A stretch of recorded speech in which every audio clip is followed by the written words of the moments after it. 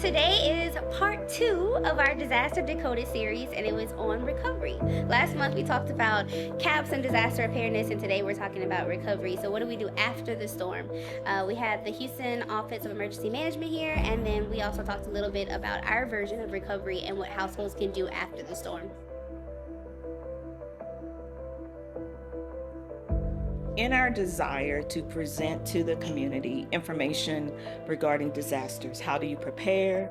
Once the disaster happens, how do you recover? And then the final series or final workshop is scheduled for August the 23rd, when we'll be discussing your wallet. A lot of individuals aren't aware that even with the assistance that you may receive from the federal government or from the state, will not necessarily cover all of your costs. So how do you prepare for that?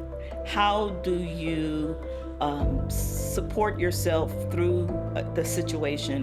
What resources are available to you? And how do you even begin the process?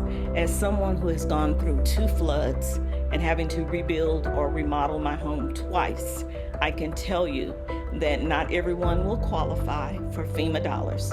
Not everyone will qualify for support from the city or the state. So we do have to be aware of these potential charges that one will incur. If you so much as need a ride, you can sign up for this.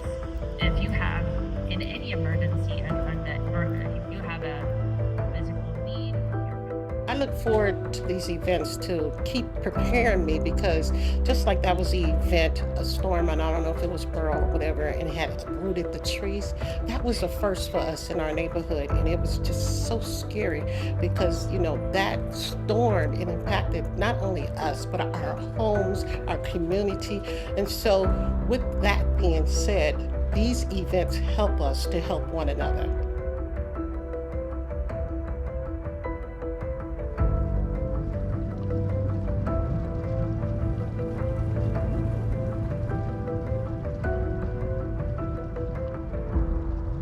Working with ACTS and just this whole Disasters Decoded series is excellent for the community, and I feel like it needs to be broadened out more across the city of Houston and not just in the Pleasantville area, just because you never know who doesn't know. And I just emphasize on people my age, and not to throw my age out there, but I'm 27, so we need to know, because we don't know, and I feel like we're too focused on other things, and it's like we need more responsibility. So the event today was very, very, very informative. I learned a lot. I learned about disaster preparedness. I learned about what to do after a disaster, and we also too got some nice giveaways, like the muck buckets were excellent.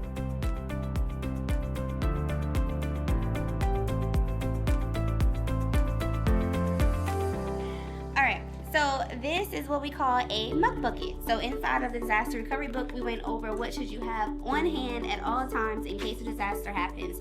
And so we went over what goes in a muck bucket. So what we decided to put in there was a mask, of course, for cleaning, little scrubber to scrub the tub.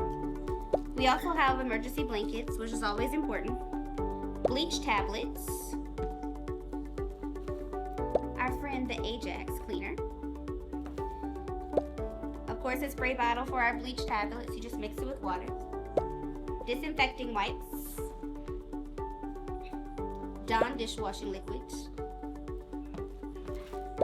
Paper towels.